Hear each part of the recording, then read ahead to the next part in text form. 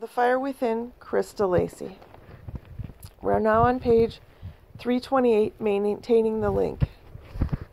Sophie laughed so much her sides began to hurt. "Cut it out," said David, sounding cross. "I am telling you the truth. That's how she does it. The dragons kill themselves." Sophie pulled a tissue out of her sleeve and dabbed it twice against each eye. "David, you're making my mascara run." "I'm not joking. Those dragons are real. They come alive when their eyes are violet." He glanced at Gadzooks, looking radiant in the window. "Show her. Go on. Flick your tail." "Oh, stop it," Sophie pouted, shaking her fists. "You're just doing it on purpose now." "I give up," David sighed, sinking into the bed. He grabbed his guitar and twanged the strings, tunelessly. Sophie leaned back in the computer chair and prodded him with an outstretched toe. "Come on, you had a dream, that's all. Granted, a very lucid dream, brought on by Liz's story perhaps, but it couldn't be anything more than that. Real dragons don't exist." "They do," David insisted softly, hearing Lucy out in the hall. "Liz is just clever at hiding it. That lullaby they sing makes you think you're dreaming. It was there, Soph. I saw them, honest." Sophie crossed her arms and puckered her lips into a smile. "Okay," she said in a high-pitched breath. "Next time we're having tea, I'll ask her. Lovey cuppa, Liz. Oh, by the way, we had a powerful outage yesterday. How do I get Grace to light a candle for me?" "That's easy," David said in earnest. "Liz could do bonfires. Never mind candles. She and Lucy have dragon fire inside them."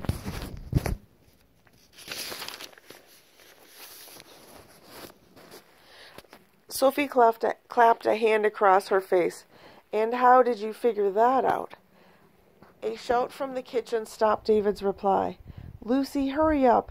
It's clouding over. We're not having this ceremony in the rain." "Ceremony?" Sophie looked toward the window. David stuffed his feet into a pair of sneakers. "Lucy wants to plant a tree for Conker, that horse chestnut he found in the gardens." Lucy pounded past the door then, shouting, "Should I get David and Sophie now, Mom?" "Coat first, it's chilly out there." Lucy pounded back the other way. "A tree, that's sweet," said Sophie. "It's nice that she's maintaining the link." "There the link," said David, pulling on a sweater. "I know what happened when the real Gawain died. When Guinevere caught his fire tear, she freed his fire, like I did with Zuki, but she didn't give it back. There was no point in trying to rekindle Gawain. They both knew it was his natural time to die. So Guinevere did the next best thing. She preserved their love by keeping his fire, and... ... Sophie glanced toward the door. "You're not trying to tell me that Liz is Guinevere, like she's a zillion years old or something?" "No, course not. I think Liz and Lucy are..." A child's fist banged on the door 3 times. "We're going out to the garden now." "We'll be there in a minute," Sophie called. "I think they're Guinevere's descendants.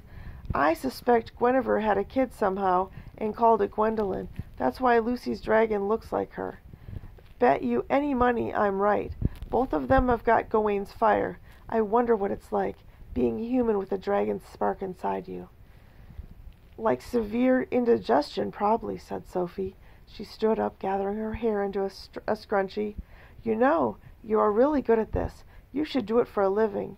You'd make a ton of money." "I'm going to," David said. "I'm going to write a story called The Dragons of Wayward Crescent next."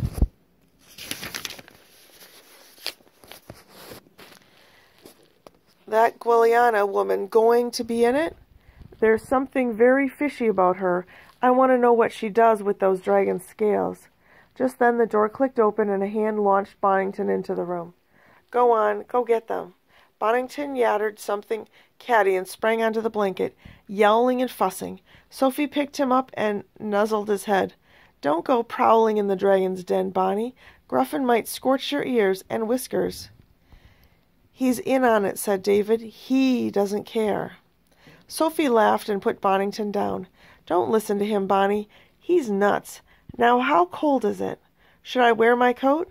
David looked her up and down. You look good as you are.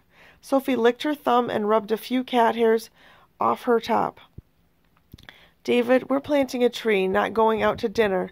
Besides, she said, blushing, it's nothing special.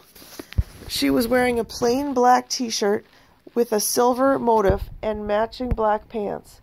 Simple things suit you, David said, plucking a sheet of paper from his printer. Sophie's eyebrows came together to form a slight scowl. Don't spoil it. You were doing really well until then. David moved a strand of hair from her eyes. All part of my boyish charm. He grinned and placed a light kiss on her cheek. You wait till Grace starts doing things. Then you'll believe there are dragons in the crescent. Come on, let's go plant this tree. He rolled the piece of paper and pointed to the door. What's with the paper? She asked. David looked across the room and winked at Gadzooks. Just something we were working on before you arrived.